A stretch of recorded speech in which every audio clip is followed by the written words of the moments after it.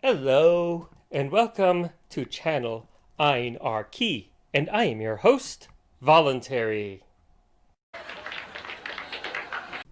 I think I need to take some time to talk about current events, which is not something I often do. Even though politics is one of the topics of this channel, it usually takes me a certain amount of time to put together a video. I first record the audio, then I record the video, then I put them together, and by the time I've gotten done, current events are no longer current. Still, things are happening in Milwaukee that I need to discuss. Let's start with before everything blew up. A very real virus has led to a very intense overreaction. Everything got locked down.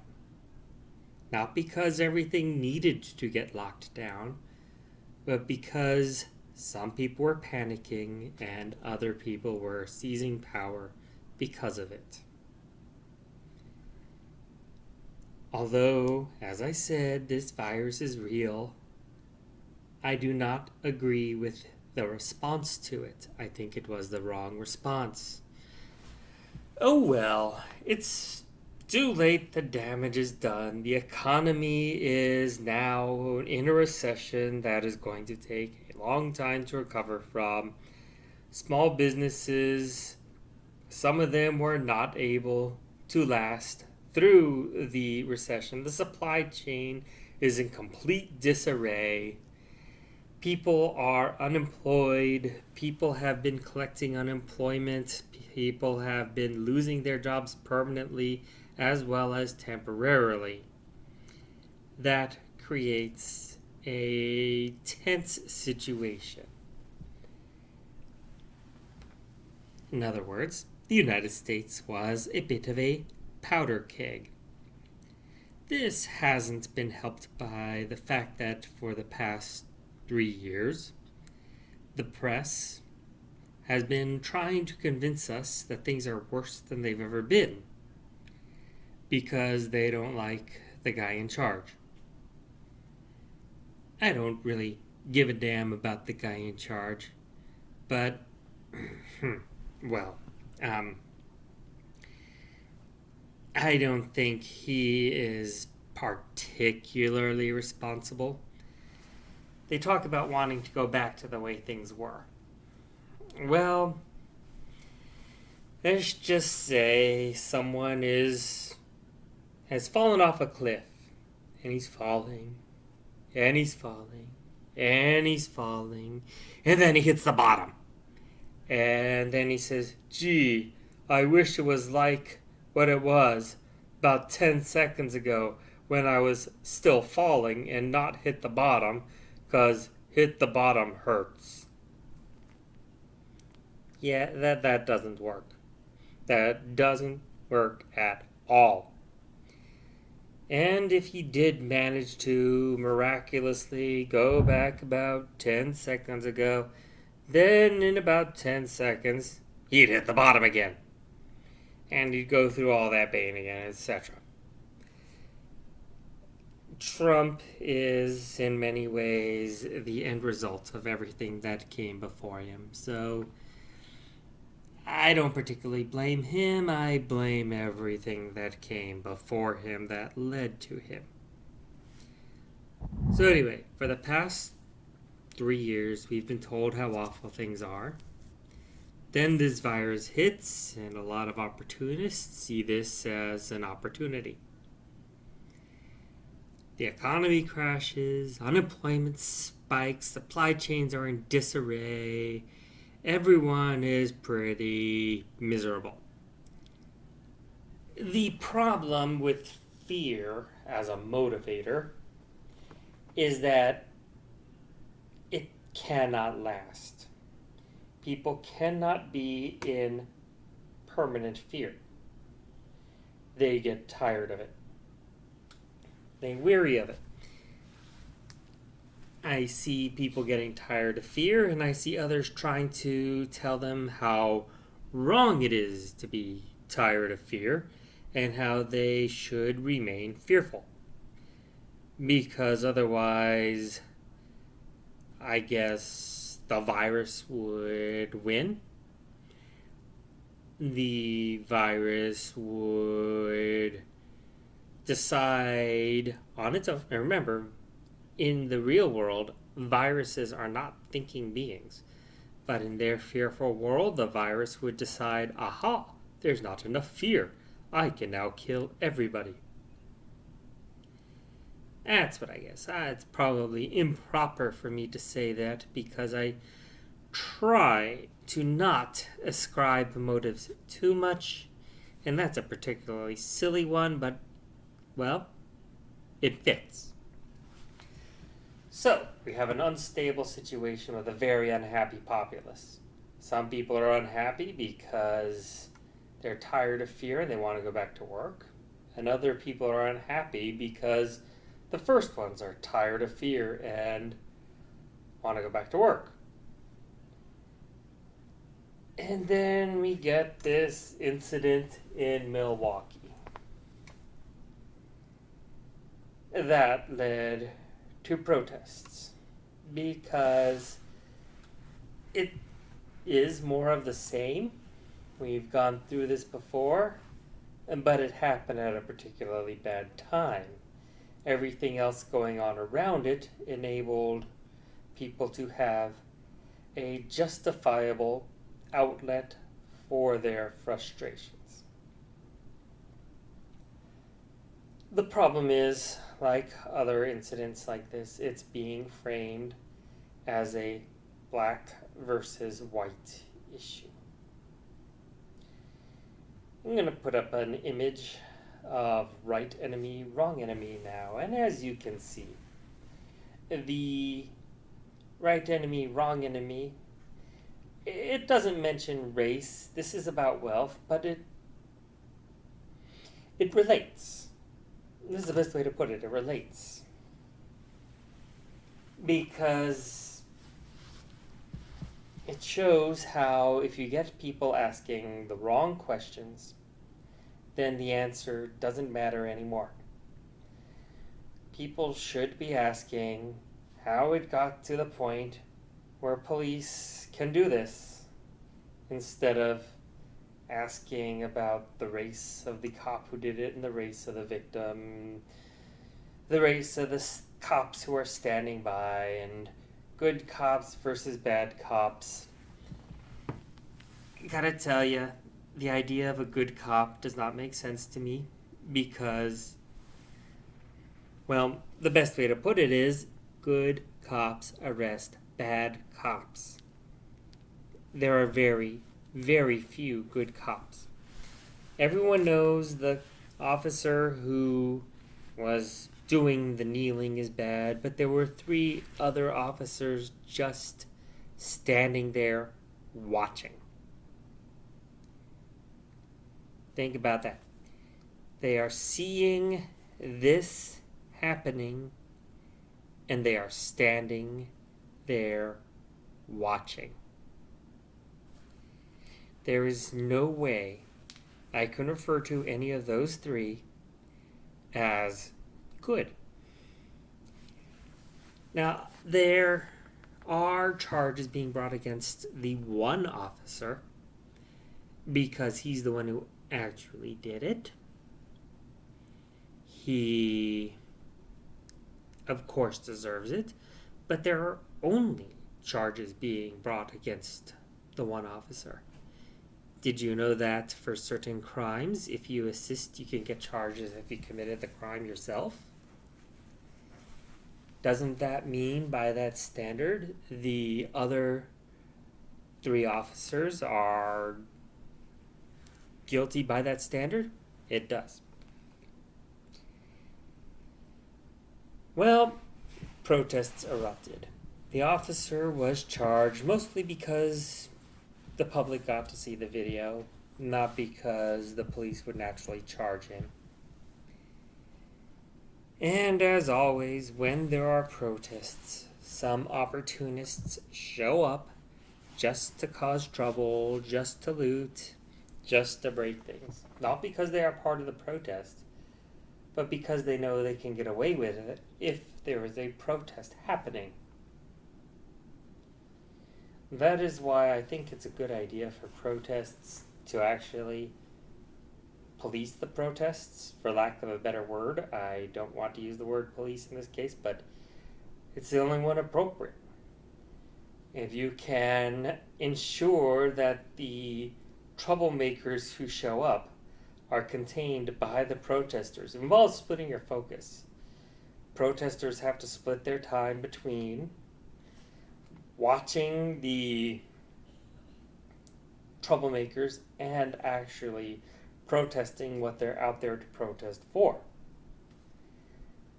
I notice when protesters are armed, they have less trouble with looting, not more. That is a valuable lesson. Because the people who go there to steal the flat screen TVs under the guise of a protest see those arms and say, I don't think I want to get a flat screen TV today.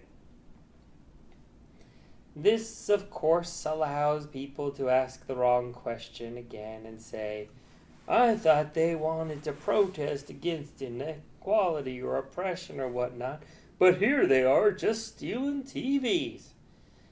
Yeah. No, they're not. There are people there doing that because they know they can get away with it, because there's a protest going on, and they want us to ask the wrong questions. There are a few bright points. Some protesters remember very much who to criticize. The police in that precinct had barricaded themselves in the station house. That means the right target was being confronted. Also, the officer was doxxed. I cannot condone that. After all, I want to keep my channel.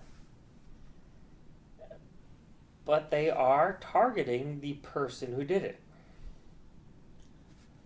That is why police assure us it's only a few bad apples. A whole bunch of police went to protect his house. Because, after all, it's only a few bad apples. Eventually, the precinct house was set afire. Interesting. That's the best way to put it. Interesting. And, well, again, it would be unwise for me to say anything positive about that. But it certainly makes more sense than attacking the target. It certainly makes more sense than that one white guy who showed up to the protest and just started walking down the street breaking windows, and other people were looking at him saying, who is that? What's he doing here? He's not with us. It certainly makes more sense than a lot of the stuff usually associated, oftentimes wrongly, with protest. Well, another target, this was an interesting target, was CNN's headquarters. They were probably surprised to see that many people outside their building and in their lobby because they haven't had that large an audience in years.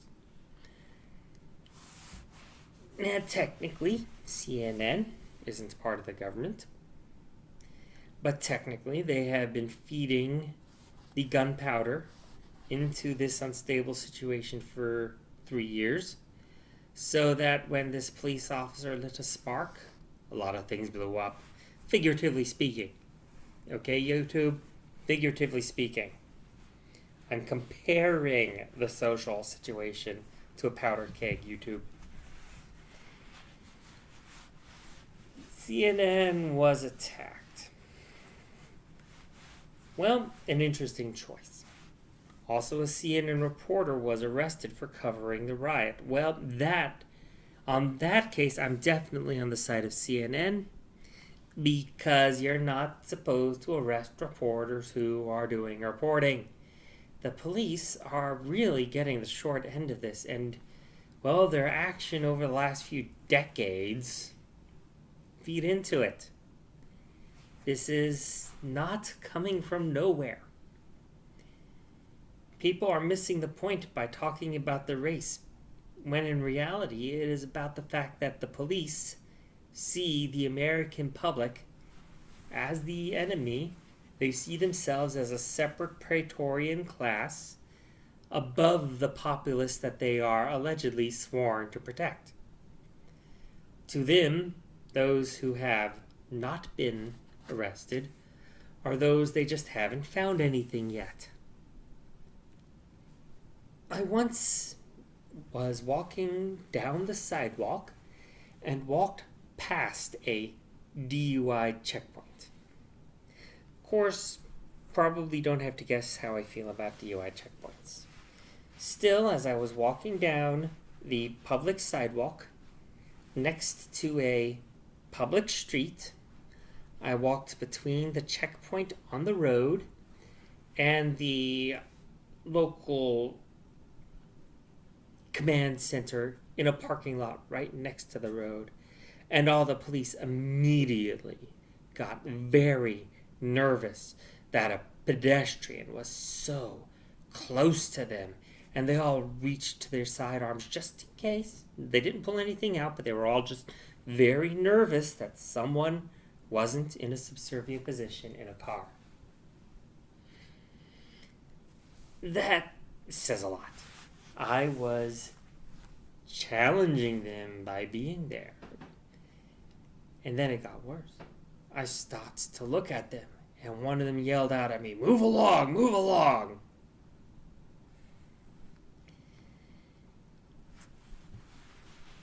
I think when I see government buildings as the target, that someone is choosing the right target. When I see commercial enterprise as the target, that is either choosing the wrong target or just a bunch of opportunists trying to take advantage of the chaos. I mean, if the police are cowering in their headquarters, it's hard for them to arrest idiots who are looting the Walmart or setting fire to local businesses. Gotta keep our focus. I'm not in that area, so there's not a lot I can do, positive or negative. I am not in an area full of active protest. So all I can do really is watch and advise, and my advice is, if you're a protester, police your protest. Make sure your protest stays focused. If you see some outside agitator just walking down the street breaking windows, stop them. Might be dangerous to do so. He might be a cop. There was a story from 5 years about how an outside agitator turned out to be a cop, and he immediately pulled his weapon on those who had unmasked him, and they were forced to let him leave peacefully. But yes, don't let the thugs give people an opportunity to give you a bad name. Maintain your focus. If this does have to turn violent, and I really hope it doesn't, because that makes it even more complicated, but if it does have to turn violent, it becomes even more important to maintain your focus and not let yourself or your movement get distracted. So for now, before it gets worse, if it does, and I'm hoping that it doesn't, but if it gets worse, it's vitally important you keep control now.